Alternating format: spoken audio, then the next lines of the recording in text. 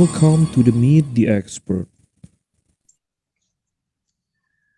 Selamat siang, Assalamualaikum warahmatullahi wabarakatuh. Baik, kita boleh stop the share. Baik, selamat siang, Assalamualaikum warahmatullahi wabarakatuh. Selamat datang para peserta webinar Meet the Expert pada siang hari ini.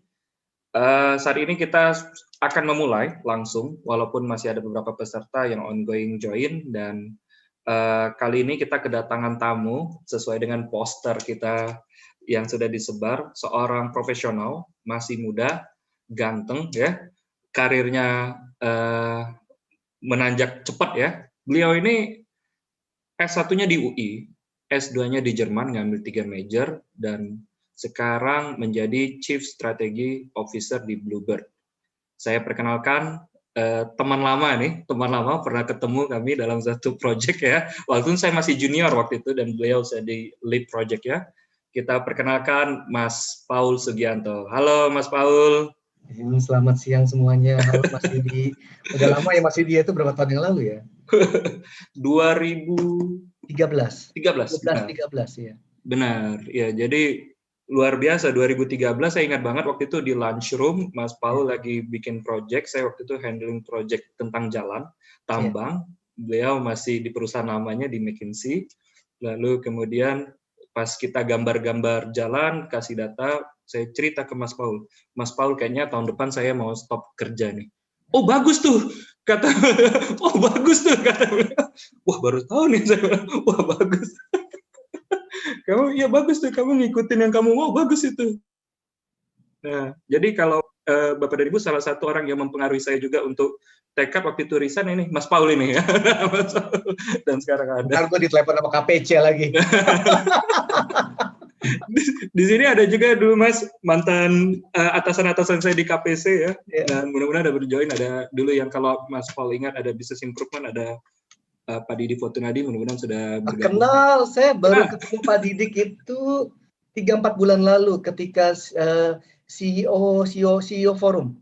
Yes, tadi Pak Didi harusnya join juga ya, dan beliau tadi sempat bilang pingin dengar Mas Paul nih. Nah, baik, Mas Paul, Bapak dan Ibu yang sudah hadir saat ini, terima kasih banget atas waktunya. Kita dalam waktu 1 jam ke depan akan ngobrol tentang Mas Paul seputar inovasi dan kolaborasi. Dan saya memulai dari pertanyaan pertama nih Mas Paul. Mas Paul kan dulu kuliah di UI, ngambil master di Jerman 3 major, bekerja lebih dari 20 negara.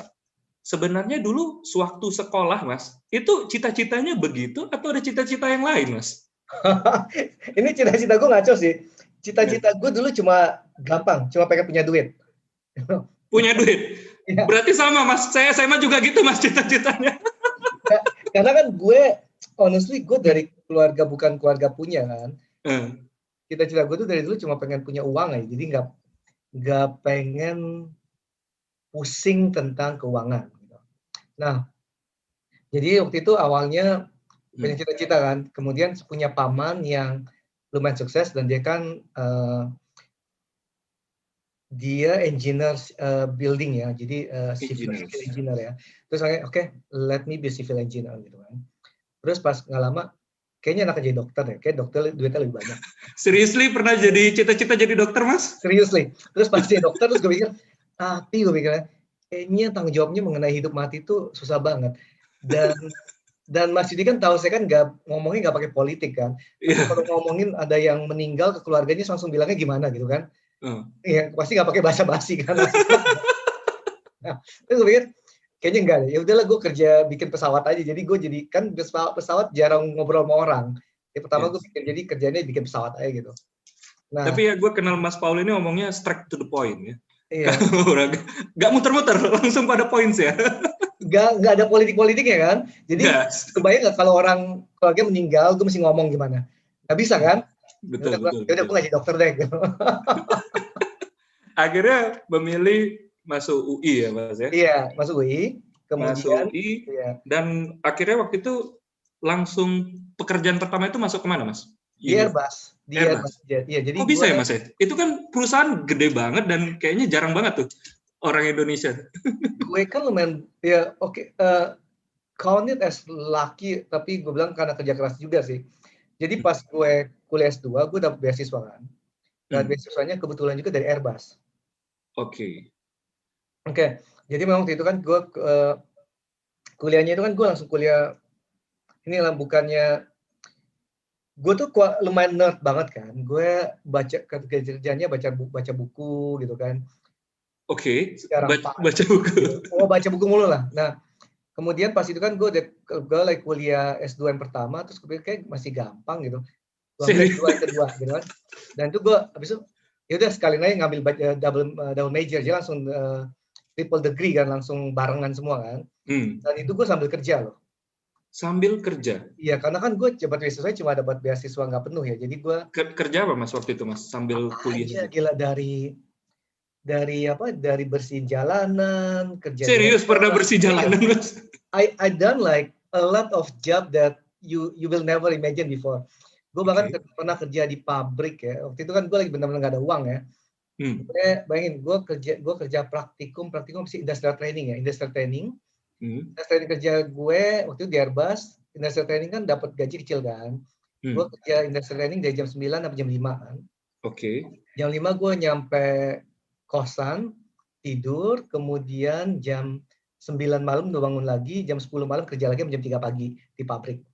Terus jam 3 pagi pulang, nyampe rumah jam 4 tidur sampai jam 7, jam 8 bangun lagi langsung ke kantor. Muter ya terus gitu. Sampai akhirnya gue mulai dapat kestabilan dalam keuangan gue gitu kan. Baru gue mulai tenang gitu kan. Ya, I done a lot of job lah, dari apapun lah, beneran. Jadi sewaktu S2 di Jerman itu bukan menikmati kota, foto-foto, tapi malah betul-betul kuliah, kerja, istirahat, kuliah. Iya, but I found it actually very interesting, and karena kuliah itu sebenarnya kan cuma ngebuka pikiran ya. Kalian mau kerja apa nanti, yang penting otakku udah kebuka dulu.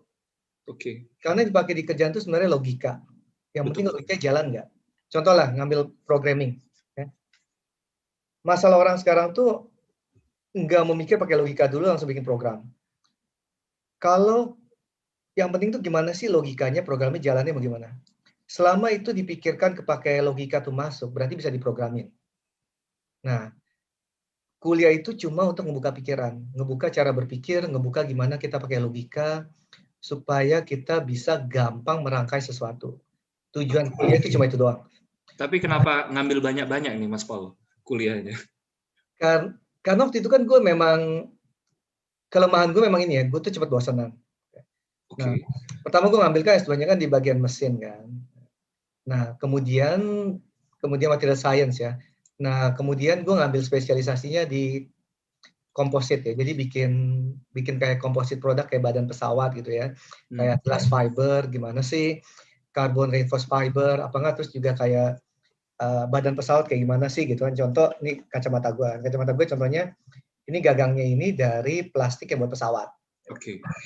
Nah, kan gue memang benar-benar tentang gimana sih bikin material yang bisa kuat, bisa murah, tapi juga reliable secara lama gitu kan.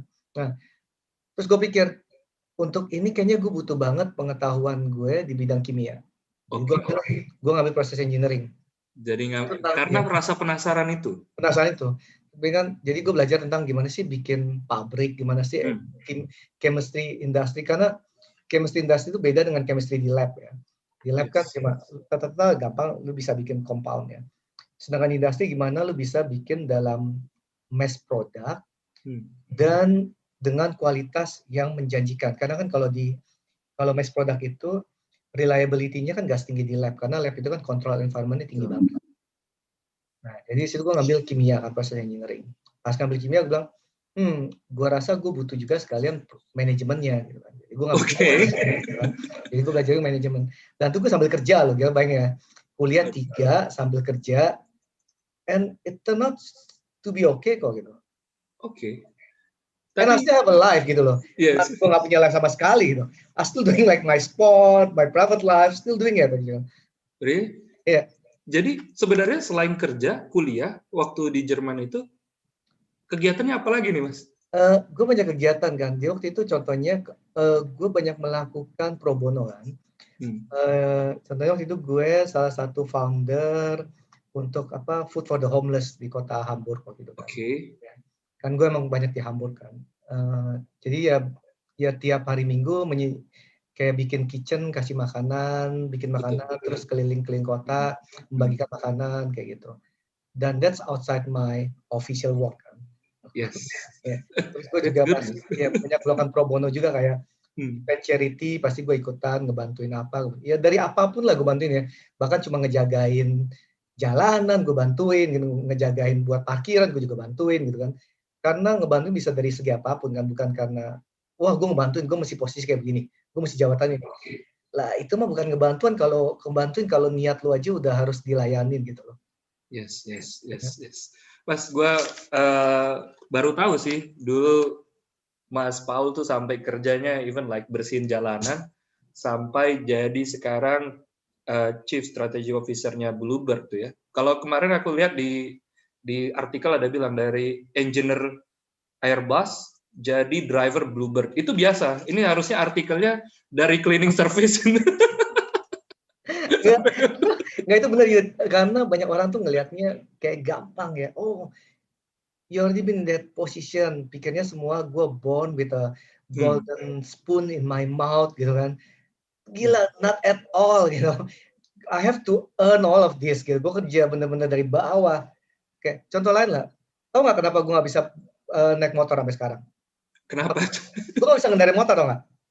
Karena dulu keluarga gue cuma punya satu motor. Oh really? Dan tuh bokap gue doang yang pakai kan. Dia masih kemana-mana kerja kan. Jadi gue nggak pernah belajar motor. Dan begitu gue ke kuliah di luar, gue kerja, I got my money, right? The first thing I bought ya car lah. Karena apa? Lu beli motor di Eropa rugi, terutama tempat-tempat yang utara kan. Karena salju kan. Yes. And you can only like drive your motorcycle probably only couple of months in a year. Rugi lah. Oke. Ya, jadi gue beli mobil. Jadi cita-cita gue berikutnya belajar motor. Oke, that's good. Sekarang tinggal di mana, Mas? Jakarta, Bali? Gue tinggal di Jakarta. Jakarta ya. Yeah. Oke. Kesannya gue sering ke Bali ya. Soalnya aku lihat iklan adalah salah satu Bluebird itu kan bekerjanya karena orang mungkin udah bosan kali ya. Ada yang ke Bali waktu itu. Terus gue lihat iklan lu, Mas, dan gue pikir gue mau juga deh kayak gini nih. Internetnya kuat boleh deh kita bilang. Kuat kok. Enggak gini. Gue memang punya hubungan spesial banget dengan Bluebird Bali. Jadi Bluebird ini kan ada di 20 kota ya. Nah, dan gue memang deket banget dengan kepala Bluebird Bali. Nah, namanya Bang Panca. Gue deket banget sama dia kan. Dia tuh udah gue anggap sebagai abang gue sendiri. Karena dia juga orang gila beneran ya. Dia tuh kebayang nggak dulu itu taksi di Bali taruh 500 taksi pasti setengahnya rusak, ditimpukin lah, dipecahin lah segala. Oh ya? Iya. Dulu serem banget masukin taksi ke Bali kan. Dan dia bisa membuat taksi Bali diterima semua lapisan masyarakat. Oke, ini salah satu orang yang gue kagumin banget gitu. Nah, ini juga orang gila, dia lulus kedokteran UI. Aduh. Dengan IP terbaik tahunnya. Kedokteran dengan IP terbaik jadi kepala cabangnya Bluebird. Itu kalau kata Cak Lontong, Mas, sukses di jalan yang sesat, Mas. Sukses di jalan. Mas, aku punya satu tampilan ini. Yeah. Nah, oke. Jadi ini gambar dunia lah ya. Aku lihat Mas Paul. Belum kelihatan. Oh, belum ya, Mas? Kayaknya nih. Nah, dia balik nih. Oke. Ini anggaplah dunia kita ya. Bumi, planet Bumi. Tak baca-baca Mas Paul ini udah lebih dari 20 negara bekerja. Which countries yang paling suka, Mas? Atau city deh, city mana yang paling suka? Gini, ini yang akan susah dijawab. Kenapa gitu? Semua tempat itu ada keindahannya sendiri dan keburukannya sendiri. Oke. Jadi nggak bisa dibilang mana sih kota paling bagus di dunia, itu nggak ada. Sebenarnya nggak ada. Oke. Gimana kita mengenjoynya aja dan ngelihatnya gitu. Soalnya kalau kita cuma ngelihat keburukannya aja itu gampang. Oke. Contoh kayak gitu. London. London bagus, wow dan lain-lain kan. Tapi yang nggak suka itu terutama kalau udah mulai ke daerah pinggirannya kayak ke Luton dan lain-lain. Oke. Langsung drastis ekonominya gitu kan. Oke. Ya, dan ngelihat itu gimana perbedaan antara orang-orangnya di sana. Oke. Atau Paris. Paris paling kacau di daerah Banlieue kan. Nah, Oke. di daerah Banlieue itu kalau Paris kan dia kota fashion, kota paling indah di dunia Yes. katanya ya. Nah, begitu tinggal di daerah Banlieue, orang yang kan di situ banyak orang keturunan Arab, Oke. nama-nama Arab. Ya. Oke. Mereka tuh susah banget nyari kerja. Oke, jadi pas nge-apply orang lihat alamatnya dari daerah Banlieue, namanya Arab-Arab itu susah cari kerja. Oke. Paris indah, tapi kalau ngeliat sisinya jadi nggak indah kan. Nah, Yes. ya. New York, ya. Kelemahan New York apa? Bisingnya. Ya. Nggak, kecuali lu di daerah Brooklyn yang daerah Jewish yang mahalnya minta ampun itulah. Tapi Oke. kalau lu masih di Manhattan, New York, daerah dari sana, sampai malam kapanpun lu nggak bisa mendengarkan kesunyian. Selalu Jam bising. 2, jam 3 orang Selalu kesini. bising. Selalu ada sirene, selalu ada atau mobil sampah atau apa. Jadi untuk dapat ketenangan nggak ada. Susah banget. London juga gitu loh, Mas. Setiap 7 menit ada suara sirene. Iya. Nah, apalagi Fiji. Fiji indah banget. Pantainya indah kan, pulaunya indah segala kan. Kelemahannya apa? Politik. Oke. Sejak kudeta, dulu kan ini juga gara-gara rasisme ya. Dulu kan presidennya itu adalah keturunan India. Pas kudeta itu tahu-tahu yang orang keturunan India nggak boleh memiliki kepemilikan tanah. Langsung ekonominya hancur banget. Tadinya kan ekspor sugarcane dan lain-lain ya. Nah, ekonominya hancur banget dan ngelihat yang punya tanah jadi malasnya minta ampun. Dan ekonomi itu benar-benar hancur dan yang orang keturunan India kasihan banget. Mau kerja apa susah gitu kan. Itu sebenarnya negara kepulauan indah banget, tapi rusaknya gara-gara itu. Gitu. Pernah ke Fiji, Mas? Itu kerja apaan, Mas, itu ke Fiji? Enggak. Sampai ke Fiji, gue penasaran, Mas. Enggak, itu gue gak kerja. Kalau gue kerja yang paling aneh, Madagaskar, gue paling aneh. Madagaskar? Iya. Oke. Jadi Madagaskar itu kan pantainya itu mengandung titanium. Oke. Pasirnya ya, bukan pantai, pasirnya. Jadi waktu itu kan lu tau lah gue lama di tambang. Yes. Gimana kita ngerjain mengolah titanium itu untuk menjadi biji titanium untuk bisa dijual. Yes. Nah, jadi gue waktu itu kerja di Madagaskar. Nah, Oke. Madagaskar juga menarik banget. Cuma pesawatnya itu jadwalnya bisa aneh-aneh, bisa terbang lebih dulu, Oh gitu. terbang belakangan. Mirip kereta api kita dulu ya. Itu aja banget sih. Dan orangnya seperti orang Indonesia loh. Oh ya? Iya. Dan itu kan pulau sebelah Afrika ya, tapi orangnya mirip orang Indonesia. Bahasanya ajaib banget. Wah, di bandara aja langsung terang-terangan minta sogokan. Oh ya? Oh iya. But itu kan orang Indonesia sekarang kurang suka sogokan kan, Mas? Jangan. Waduh. Jadi ya semua negara ada indah nggak indahnya ya. Jadi it's just how you take it your perspective in life about where you are living at the moment, right? Okay. Kayak Jakarta lah. Banyak bilang tuh Jakarta jelek, kotor. Oke, Jakarta a lot of pollution lah. Tapi banyak indahnya juga kalau diperhatikan gitu kan. Banyak tempat di mana kita masih bisa enjoy ketenangan dan lain. Oke, security itu nggak bagus gitu kan. Gitu. Tapi it's a lot better compared to a lot other city in the world gitu loh. Oke. Ya, it's okay juga gitu loh. Jadi it's how you see things lah. Yes. Semua tempat. Jadi karena semua tempat itu ada flair-nya sendiri. Nggak bisa dibilang mana yang paling bagus, mana yang paling jelek, nggak ada. Semua itu punya kayak nikmatin aja flair-nya karena dengan itu you have memorable times gitu kan. Yes. Kalau cuma komplain doang gampang lah. Agree. Selalu ada ya Mas ya celahnya. Ada lah buat dikomplain. Mas, kan 20 negara lebih ya bekerja. Apa lesson learned yang Mas dapat dari working more than 20 countries? Basically all human intrinsically itu the same. Okay. Jadi kita bisa ngelihat kalau human itu nggak peduli background-nya apa, itu intrinsically the same. Kita mesti ngelihat insentif mereka tuh apa. Kenapa mereka bekerja, kenapa mereka melakukan itu, kenapa mereka bertindak itu, intrinsiknya semua sama. Insentifnya aja berbeda-beda gitu. Berarti basically human are the same gitu. Despite all the skin color, like the eye size, the nose size, whatever lah ya, human intrinsically are the same. Jadi gimana? Semua mau diperlakukan dengan baik, semua mau dianggap baik. Mana ada orang mau dianggap jahat, nggak ada kan? Semua itu mau dianggap, agama apapun juga semuanya sama akhirnya, mengajarkan kebaikan.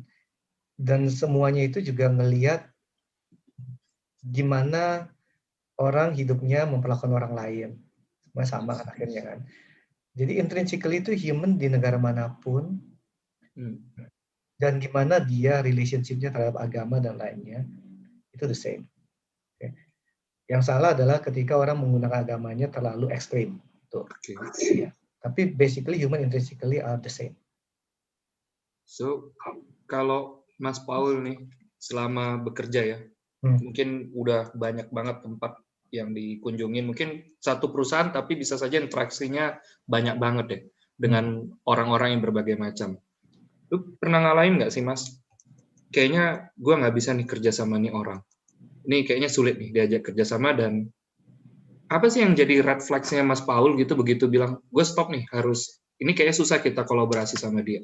Ini susah nih gue ngomong ke dia, dan tapi di satu sisi gue harus make it done gitu Mas. Ini jam. Oke. Nah, ini kembali lagi ke untuk mengerti apa sih insentif orang tersebut. Nah, beberapa hal memang kita nggak harus temenan sama semua orang. We don't need to satisfy everybody. Kita nggak bakal bisa. Okay. Tapi yang penting adalah satu, bisa nggak bekerja di level profesional dengan mereka. Nah, profesional seperti apa? Ya kita terapkan bareng aja. Oke, kita ketemunya berapa kali seminggu. Oke. Input lo apa, output lo apa, input gua apa, output lo apa. Sama-sama setuju nggak? Nah, kita kerjain dari sana. Nah, memang ada beberapa hal pasti ketemukan juga, ada orang yang nggak bisa digituin karena memang insentifnya beda. Nah, kita mesti ngerti insentifnya. Karena ada orang itu kerja insentifnya beda. Ada yang benar-benar untuk mencari posisi. Ada yang pengen juga memberikan terhadap sesamanya. Ada juga yang pengen juga mendapatkan peaceful environment kan. Karena kan orang insentifnya beda-beda, itu mesti dimengerti. Dia maunya apa sih gitu, background dia apa sih gitu. Nggak bisa disamakan semuanya, oh kita mesti kayak begini, nggak bisa. Nah, pasti nggak mungkin orang bisa selalu 100% bisa dengan menyenangkan semua orang, nggak bakal bisa. If you try to satisfy everybody, at the end you drain yourself. Kamu bakal capek sendiri, dan at the end you'll be the one that totally unhappy karena berusaha membuat semua orang happy. Jadi kamu juga nggak menemukan your inner peace, apa yang kamu pengen capai dalam hidupnya, karena berusaha menyenangkan orang lain kan juga nggak ngerti apa yang kamu sebenarnya pengen capai gitu kan. Ya mesti batasin aja gitu. Jadi cari balance-nya di mana tetap bisa kerja, menghasilkan output, mendapat inner peace, tetap menghasilkan, dan nggak perlu satisfy everybody. Oke. Yes, dan berarti ada nggak sih benar, ada satu orang yang bilang ya, satu cerita sih. Lu sebaiknya nggak usah, benar nggak sih Mas ya? Ini karena Mas Paul sekarang kan berada di posisi top management, kita bilang kan, membuat keputusan. Dan di satu sisi Mas Paul pasti punya beberapa tim di bawahnya. Itu bagaimana sih Mas set boundary-nya? Seberapa, kadang ada beberapa di bawahan kalau kita justru terlalu baik, dia kadang-kadang kayak not really respect gitu loh Mas. Atau kadang-kadang terlalu banyak excuse yang terjadi di dalam pekerjaan. Oh karena mungkin easy to, gue bilang ini aja lah, gampang lah. Sebatas sejauh mana sih Mas biasanya kalau seorang pimpinan sebaiknya ya untuk memunculkan tim yang oke ini, dia membatasi diri berkomunikasi di luar pekerjaannya terhadap bawahannya. Karena di Indonesia Mas suka tercampur loh, pribadi dengan professional work kan. Aku nggak tahu, mungkin Mas sekarang berada di company, pernah mungkin kan di beberapa company Indonesia pasti ngalamin itu ya Mas. Iya, ini nggak ada, it's not very like one question fit for everybody, nggak bisa juga. Karena ini juga tergantung daripada kepribadiannya orangnya. Ya kan? Oke. Iya. Nah, contoh, kalau saya ini kan orangnya introvert. Oke. Really Mas, introvert ya? Percaya kan? Nggak percaya kan? Tapi it's okay loh, waktu itu kita bekerja satu project, Mas Paul itu ngobrol lah.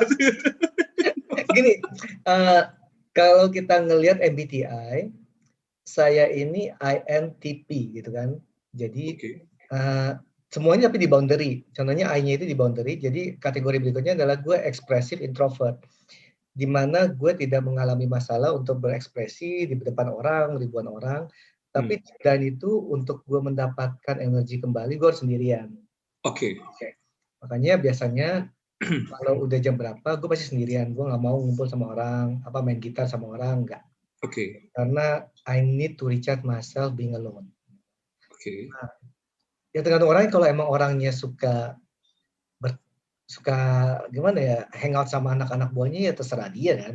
Nah, cuma gimana dia set boundary, ya dia harus jalanin lah. Nggak bisa kita tuh nggak bisa terlalu lepas sampai benar-benar nggak ada boundary sama sekali, nggak bisa.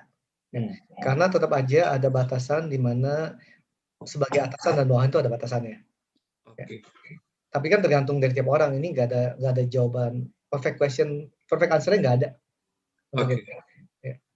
Tapi kalau Mas Paul melakukannya dengan menyendiri itu, dan gue stop communicating at the time gitu ya Mas. Jadi lu butuh waktu sendiri untuk doing what you do lah, me time lah istilah. Iya, I need to recharge myself. Gue tuh nggak bisa selalu bareng banyak orang, nggak bisa. Oke. Mas, aku mau balik lagi ke masa kecil, masa lalu. Mas Paul tadi bilang, kayaknya hidup gue tuh dulu susah, dapat satu motor, dan istilahnya cuma ada satu motor, dan makanya nggak bisa naik motor, dan dulu kayaknya nggak sesuatu didapatkan dengan mudah. Sebenarnya ada nggak sih Mas, korelasi pengalaman yang dulu Mas Paul tuh dapat di masa sekolah, dan masa kecil, dengan achievement kerja yang saat ini Mas dapat? Itu apa sih? Ada nggak sih korelasi yang Mas rasa connected gitu? Let me think about it. Gue nggak tahu juga gini ya. Cuma kan memang dari kecil gue punya tanggung jawabnya gede banget kan. Jadi dari kecil gue tahu tanggung jawab gue. Karena gue anak cowok satu-satunya paling gede. Punya berapa adik Mas Paul? Gue punya 2 adik. Jadi 2 adik itu semuanya gue sekolahin akhirnya kan. Nah, jadi kan gue tahu dari kecil gue punya tanggung jawabnya gede gitu. Karena udah pasti gue harus memikul semuanya gitu kan. Jadi bagi gue udah harus siap dari kecil gitu. Jadi bahkan gue sekolah pun udah sambil kerja kan. Ngajarin orang lah, ngapain lah gitu. Jadi dari kecil pun gue udah tahu tanggung jawab gue gitu. Dulu ngelesin juga Mas, jangan-jangan ngajar. Gue boleh jadi guest lecture nggak ya Mas ya di program gue? Jadi ya karena tuntutan juga ya. Tapi yang gue lihat juga sekarang adalah, I'm not going to say current generation, older generation, or new generation, bukan kayak gitu ya. Tapi gimana mendidik anak tuh penting banget sih. Gue tau banget yang membuat gue sekarang kayak begini ya orang tua gue gitu. Gimana mereka mendidik gue, ngasih gue tanggung jawab dengan jelas ya dari kecil. Contoh lah, gue di rumah sekarang aja kayak sekarang ya, adik juga ya, kita nggak ada pembantu loh. So you have to bagi-bagi dong siapa yang cuci piring. Semua sendiri kan, kayak ngepelin lantai, nyapu, cuci piring, semua sendiri kan. Jadi gue juga misalnya gue ke rumah nyokap nih, nyokap gue makan, gue juga nyuci piring